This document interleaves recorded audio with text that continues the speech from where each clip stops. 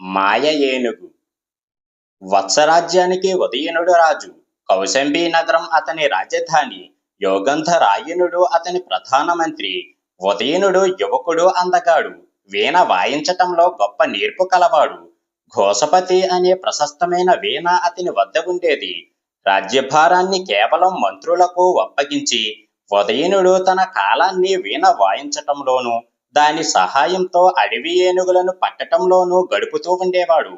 అతను అడవిలో కూర్చొని ఘోషపతిపై వాయిద్యం ప్రారంభించగానే ఆ పాట చేత ఆకర్షించబడి ఏనుగులు మందలు మందలుగా వచ్చి రాజ పరివారానికి వశమైపోతూ ఉండేవి.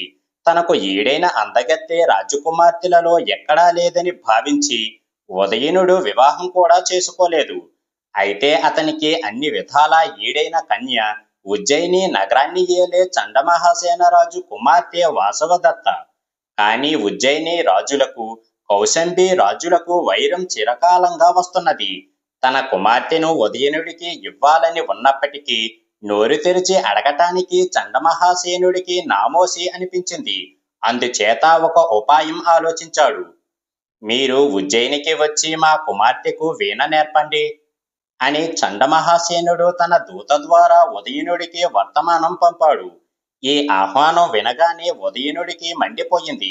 కానీ మంత్రుల సలహాపై తన ఆగ్రహాన్ని చంపుకొని, మీ కుమార్తెకు నా వద్ద వీణ నేర్చుకోవాలని ఉంటే ఆమెను కౌశంబికి పంపండి అని మాత్రం ఉదయసేనుడు జవాబు పంపాడు.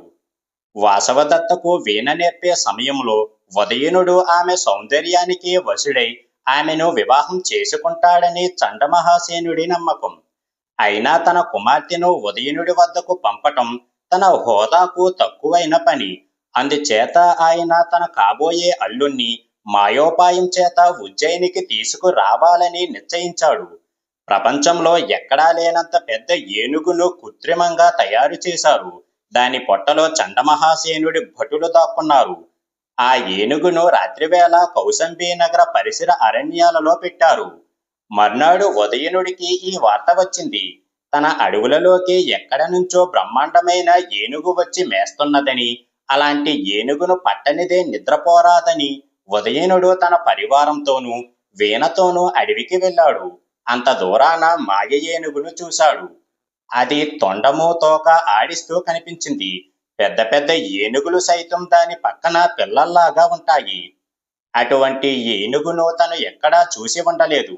ఆ పెద్ద ఏనుగును తన సంగీతంతో ఆకర్షించి పట్టుకోవాలనే ఉద్దేశంతో ఉదయనుడు వీణ వాయించసాగాడు. ఆ విధంగా ఉదయనుడు సాయంకాలం దాకా వీణ వాయించిన ఆ ఏనుగు 10 గజాల కంటే ముందుకు రాలేదు. ఇంకా ఆలస్యమైతే చీకటి పడిపోతుందని ఉదయనుడు తన వీణను వాయిస్తూ ఏనుగుకు సమీపంగా వెళ్ళాడు. అతని పరివారం మాత్రం దూరానే ఉండిపోయింది. ఉదయనుడు బాగా దగ్గరికి రాగానే ఏనుగు పొట్టలో దాగిని ఉన్న భటులు బయటకు వచ్చి ఉదయుణ్ణి బంధించి అడవి మార్గంగా ఉజ్జయినికి పట్టుకుపోయారు. ఉదయనుడు తన శత్రువైన చండమహాసేనుడికి బందీ అయిపోయాడు. అయినా చండమహాసేనుడు అతనికి ఏ లోటు లేకుండా అన్ని ఏర్పాట్లు చేసి తన కుమార్తె అయిన వాసవదత్తను వీణ నేర్చుకోవటానికి అతని వద్దకు పంపాడు. వాసవదత్తను చూసినది మొదలు ఉదయనుడికి తాను ఖైదీ అన్నది కూడా గుర్తు లేకుండా పోయింది. ఆమె ఎదురుగా కూర్చొని వీణ నేర్చుకుంటూ ఉంటే ఉదయనుడు ఆనందంతో ప్రపంచమే మరిచాడు. అక్కడ కౌశంబి నగరంలో తమ రాజు ఖైదీ అయిన వార్త విని ప్రజలు ఆగ్రహావేశులై ఉజ్జయిని మీద యుద్ధానికి పోవటానికి ఆతృతపడ్డారు. దూరాలోచన గల యోగంధరాయనుడు ప్రజలను ఓర్పు వహించమని హెచ్చరించాడు. మోసం చేత శత్రువులు పట్టుకొని పోయిన మన రాజును యుక్తి చేత తిరిగి తెప్పిస్తాను అని యోగంధరాయనుడు మంత్రి ప్రజలకు మాట ఇచ్చాడు. మరునాడే యోగంధరాయనుడు రాజ్యాన్ని జాగ్రత్తగా చూస్తూ ఉండమని ఇతర మంత్రులను హెచ్చరించి వసంతకుడనే వాణ్ణి మాత్రం తన వెంట తీసుకొని బయలుదేరాడు. దారిలో వింధ్యపర్వతం పులిందీకుడు అనే రాజు ఉన్నాడు. అతను ఉదయనుడికి మంచి స్నేహితుడు. యోగంధరాయనుడు పులిందీకుడిని జరిగినదంతా చెప్పాడు. సేనలను సన్నద్ధంగా ఉంచమని హెచ్చరించి వసంతకుడు వెంట ఉజ్జయినికి దారి తీశాడు. ఉజ్జయిని సమీపంలో మహాకాల శ్మశానం ఉన్నది. అందులో యోగంధ రాయనుడు వసంతకుడు తమ వేషాలు పూర్తిగా మార్చేసుకున్నారు. వసంతకుడు హాస్యం పుట్టించేలాగా వికారంగా తయారయ్యాడు. యోగంధ రాయనుడు జాలిగొలిపే వెర్రివాడిలాగా తయారయ్యాడు. ముందుగా వసంతకుడు నగరం ప్రవేశించి నేరుగా రాజభవనం వద్దకు వెళ్లి హాస్యం చేయసాగాడు. అది చూసి ఆనందించటానికి అంతఃపురంలోని స్త్రీలు దాసీలు ఎగబడ్డారు. వాసవదత్త కూడా తన సంగీత సాధన మరిచి ఈ వేడుక చూడబోయింది. ఆ సమయంలో ఒంటరిగా ఉన్న ఉదయనుడి వద్దకు వెర్రివాడి వేషంలో ఉన్న యోగంధరాయనుడు వెళ్ళాడు. నిర్బంధంలో ఉన్న ఉదయుణ్ణి చూడగానే యోగంధరాయనుడి కంట అప్రయత్నంగా నీరు వచ్చేసింది. దానిని చూసి ఉదయనుడు అతన్ని గుర్తించగలిగాడు. రాజా, ఏ విధంగానైనా ఈ వాసవదత్తను నీ పక్షం చేసుకోగలిగితివా? నేను నిన్ను ఈ నిర్బంధం నుంచి తప్పిస్తాను, కనుక ఆ ప్రయత్నంలో ఉండు. నేను మళ్ళీ కనిపిస్తాను అని యోగంధరాయనుడు వెళ్ళిపోయాడు. ఉదయనుడు వాసవదత్త అదివరకే రహస్యంగా ఒకరిని ఒకరు ప్రేమిస్తూ ఉండటం చేత వాసవదత్త అతని పక్షం కావటానికి ఎంతో కాలం పట్టలేదు. వీలు దొరకగానే తండ్రికి తెలియకుండా ఉదయనుడి వెంట పారిపోవటానికి వాసవదత్త ఒప్పుకున్నది.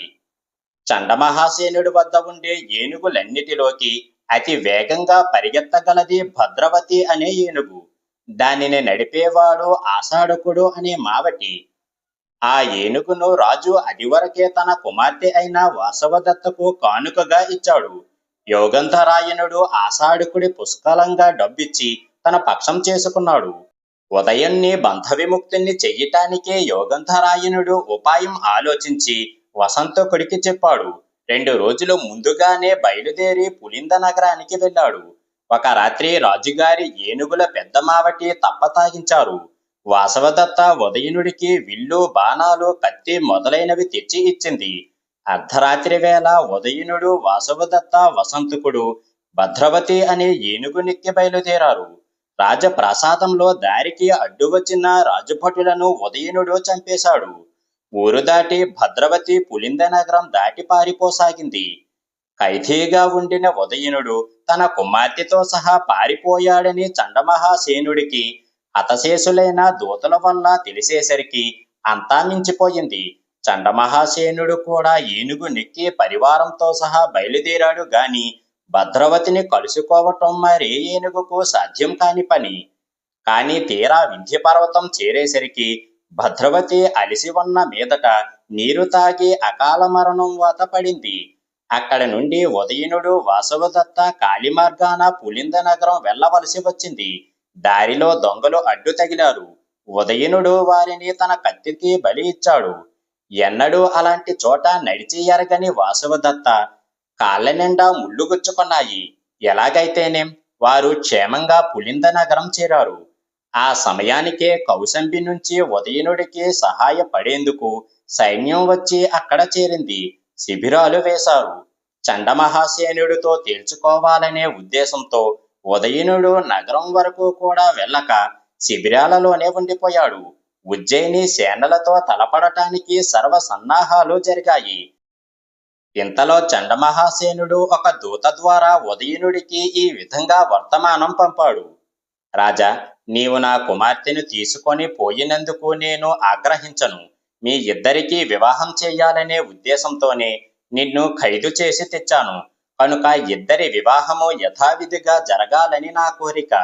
కొద్ది వ్యవధి ఇచ్చినట్టయితే నా కుమారుడు గోపాలకుడు వచ్చి తన చేతి మీదుగా తన చెల్లెలి వివాహం జరిపించగలడు. ఈ వార్త వినగానే ఉదయనుడికి తృప్తి కలిగింది. తన పుట్టింటి వారితో కలహం లేకుండా పోయినందుకు వాసవదత్త కూడా చాలా సంతోషించింది. అందరూ కలిసి కౌశంబి నగరానికి వెళ్లారు. అక్కడ వివాహానికి ముహూర్తం నిశ్చయించబడింది. అట్టహాసంగా వివాహ ప్రయత్నాలు చేశారు. వివాహానికి వాసవదత్త అన్న గోపాలకుడు విలువైన బహుమానాలు తీసుకొని వచ్చాడు. ఉదయనుడి మిత్రులు పులింతీకుడు ఇంకా అనేక మంది రాజులు సపరివారంగా వచ్చారు. ఉదయన వాసవదత్తుల వివాహం అతి వైభవంగా జరిగింది.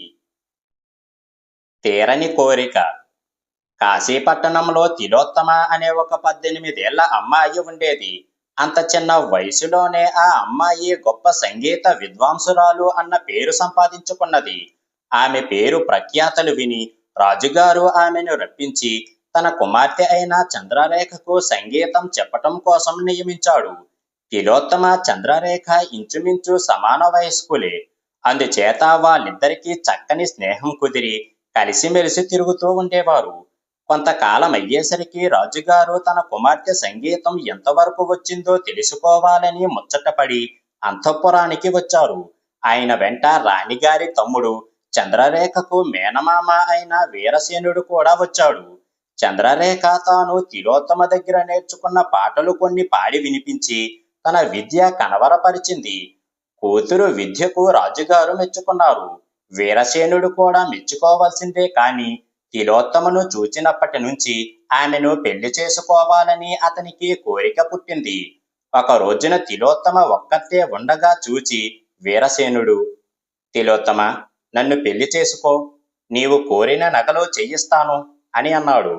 రాణిగారి తమ్ముడు అన్న మాటే గాని రూపానికి వీరసేనుడు పరమ అసహ్యంగా ఉంటాడు. అలాంటి వాణ్ణి పెళ్లి చేసుకోవటానికి తిలోత్తమ ఒప్పుకోలేదు. కాని వీరసేనుడు తన ప్రయత్నం మానలేదు. ఒకానొక కేకారణ్యంలోనికి పోయి ఒక మందుల దాన్ని ఆశ్రయించాడు. అది 10 వరహాలు పుచ్చుకొని ఏదో ఇంత నల్లటి భస్మం సీసాలో పోసి ఇచ్చింది. ఓయి దొర, ఈ పొడి చమురులో కలిపి ఆ పిల్ల తలకు రాయి, ఆమె తనంతట తానే వచ్చి పూలదండ వేసి నిన్ను పెళ్లి చేసుకుంటుంది అని చెప్పింది. మందుల దాని మాట ప్రకారం వీరసేనుడు ఒక అమావాస్య నాటి రాత్రిపూట తిలోత్తమ నిద్రపోతున్న గది ప్రవేశించాడు. ఆ మందు తలకు తగిలిన తక్షణమే ఆమెకు తన పైన ప్రేమ బాగా వస్తుందని, కనుక ఆమెకు మెలకువ వచ్చిన ప్రమాదం ఏమీ ఉండదనే నమ్మకంతో ఆ మూర్ఖుడు ఆమె తలకు తైలం రాయసాగాడు. ఆమెకు ఇట్టే మెలకువ వచ్చింది. దొంగ, దొంగ అని కేక పెట్టేసరికి ఆ పక్క గదిలోనే పడుకొని ఉన్న చంద్రరేఖకు కూడా మెలకువ వచ్చింది. ఆమె కూడా దొంగ దొంగ అని అరిచేసరికి వీరసేనుడు పరిగెత్తుకుని వచ్చి ఎలాగో ఇంటికి చేరుకున్నాడు. ఇంత పని జరిగిన వీరసేనుడికి తిలోత్తమ పైన మమత పోలేదు. తాను గట్టిగా రాసిన ఆ తైలం తిలోత్తమకు పనిచేసి ఆమె పూలహారంతో తన మెడకు వస్తుందని 2-3 రోజుల వరకు ఎదురు చూశాడు. ఆ తర్వాత తనే ఆమె మేడ పరిసరాలకు వెళ్లి తచ్చాడి చూశాడు. ఏమీ లాభం లేకపోయింది. అప్పుడు తెలిసింది అతనికి ఆ కోయది మోసం చేసి ఉంటుందని. తరువాత వీరసేనుడు కొందరు దొంగలను నియమించి తిలోత్తమను రహస్యంగా ఎత్తుకు రావటానికి ఏర్పాటు చేశాడు. కొన్నాళ్లకి చంద్రరేఖ తిలోత్తమ చెలికత్తెలతో సహా నగరానికి సమీపాన ఉన్న ఉద్యానవనంలో కొన్ని రోజులు సరదాగా మకాం చేసి రావాలని వెళ్లారు. తిలోత్తమ ఎక్కడెక్కడ మసులుతున్నది వీరసేనుడు నియమించిన దొంగలు కనిపెడుతూనే ఉన్నారు. వాళ్ళు ఆ రాత్రి ఉద్యానవనంలో పొంచి ఉండి అర్ధరాత్రి అందరూ గాఢ నిద్రపోయే సమయానికి భవనం ప్రవేశించారు. అక్కడ అందరూ తూలిక తలపాల మీద మంచి నిద్రలో ఉన్నారు. తిలోత్తమను ఆమె పగలు కట్టిన చీరను బట్టి దొంగలు గుర్తుంచుకొని ఆమె చీర కట్టుకున్న పిల్ల పడుకుని ఉన్న మంచం కనిపెట్టి ఆమెకు మెలకువ రాకుండా ఆ మంచాన్ని మోసుకొని జాగ్రత్తగా తీసుకువెళ్లి వీరసేనుడు ముందు పెట్టారు. మా బహుమతి ఇవ్వండి బాబయ్య అని అన్నారు. ఇస్తాను అంటూ సంతోషం పట్టలేక నిద్రలో ఉన్న అమ్మాయి కేసి ఒక్క మాటు చూశాడు వీరసేనుడు. తీరా చూసేటప్పటికీ ఆమె తిలోత్తమ కాదు, తన మేనకోడలు చంద్రరేఖ. ఏమినైనా తీసుకొచ్చారు, గుడ్డిమాలోకం, జాగ్రత్తగా తీసుకువెళ్లి అక్కడ దించేసిరండి అని వాళ్లను తిట్టి పంపాడు వీరసేనుడు. చేసేది లేక దొంగలు మంచమును ఎత్తి పట్టుకొని తిరిగి ఉద్యానవనానికి బయలుదేరారు. అంతలో గస్తీ తిరిగే రాజభటులు ఆ సందడి వినబడేసరికి ఆ మంచంతో సహా పట్టుపడితే తమ ప్రాణాలు దక్కువ కదా అని రాత్రికి రాత్రే వాళ్ళు సమీపంలో ఉన్న ఒక అడవిలో ప్రవేశించారు. తాము పడ్డ కష్టం ఊరికే ఎందుకు పోవాలి అని చెప్పి ఆ దొంగలు చంద్రరేఖ నగలన్నీ ఒలుచుకొని ఆమెను అరణ్యంలో ఒంటరిగా వదిలేసి వాళ్ళ దారిన వాళ్ళు వెళ్ళిపోయారు. తెల్లవారేసరికల్లా రాజకుమార్తె కనబడటం లేదన్న వార్త నగరమంతా పాకిపోయింది. రాణి, రాజు వచ్చారు ఉద్యానవనానికి. వీరసేనుడు వచ్చాడు. సమయంలో సమయమని తిలోత్తమను వశం చేసుకోవటానికి అతడు మళ్ళీ ఒక పన్నాగం పన్నాడు. చంద్రరేఖ ఏమయ్యింది? అని అంతా ఆతృత పడుతూ ఉంటే, ఏమవుతుంది, మన పాలిట శనిలాగా వచ్చి చేరింది ఈ తిలోత్తమ. నగల కోసం మన పిల్లను ఇదే చంపేసి ఉంటుంది. ఈమె కట్టుకున్న చీర ఎవరిదో అడగండి ముందు అన్నాడు వీరసేనుడు. రాణి చూసి, అవును, ఈ చీర మా అమ్మాయిదే, నీకెలా వచ్చింది తిలోత్తమ అని అడిగింది. అందుకు తిలోత్తమ, నిన్న జలకమాడినప్పుడు చంద్రరేఖ ముందుగా గట్టు మీదకి వచ్చి చీకటిలో తన చీరకు బదులు నా చీర కట్టేసుకున్నది. నేను వచ్చి చూచి చెబితే, ఇప్పుడు మార్చేదేముంది, నా చీర నువ్వు కట్టుకో అని అన్నది. అందుకని కట్టుకున్నాను అని సమాధానం చెప్పింది. ఇదంతా కపట నాటకం ఆడుతుంది అని వీరసేనుడు తిలోత్తమ పైన కారాలు మిరియాలు నూరజొచ్చాడు. ఏమీ తోచక రాజు రాణి దుఃఖంలో మునిగిపోయారు. వీరసేనుడు అక్కడ పెత్తనం చేసి అధికారం పుచ్చుకొని భటులతో, ఈ హంతకురాల్ని తక్షణం తీసుకువెళ్లి అడవిలో వదిలి నది అవతల వదిలేసిరండి అని ఆజ్ఞాపించాడు. అక్కడ నుంచి వీరసేనుడు అడవిలో నదికి అవతల ఒడ్డుకు వెళ్ళిపోయాడు.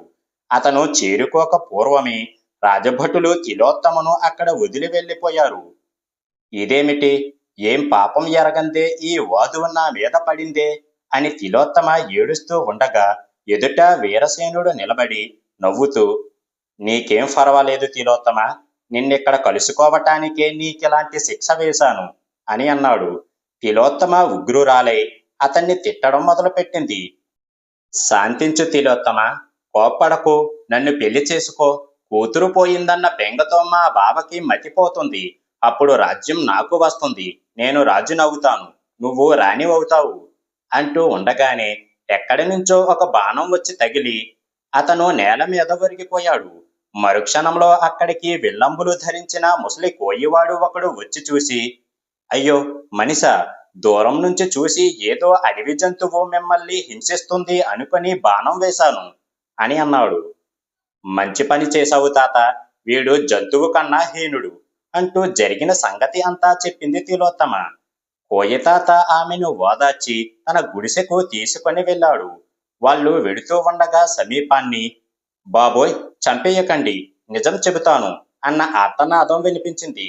అక్కడికి వెళ్లి చూసేటప్పటికి తిలోత్తమను అడవిలో విడిచి తిరుగుదారి పట్టిన రాజభటుల్లో ఒక మనుషుణ్ణి చెట్టుకు కట్టి, నిజం చెప్పు అని గద్దిస్తున్నారు. తిలోత్తమకు నోటమాట రాక నిలబడిపోయింది. ఆ కట్లతో ఉన్నవాడు చెప్పిన వైను వినేసరికి వాడు రాజకుమార్తెని ఎత్తుకువచ్చిన దొంగలలో ఒకడని, రాజభటులకు వాడు మాత్రమే పట్టుబట్టాడని తెలిసింది. తిలోత్తమను వాడు కట్లు విప్పించి చంద్రరేఖ ఉన్న చోటికి దారి చూపమన్నది. రాజపుత్రిక కంట పడగానే తిలోత్తమ ఆమెను ఆనందంతో కౌగిలించుకున్నది. వీరసేనుడు చేసిన దుష్ట పన్నాగాలు దారిలో చెప్పుకుంటూ వారు వెంటనే నగరం చేరుకున్నారు.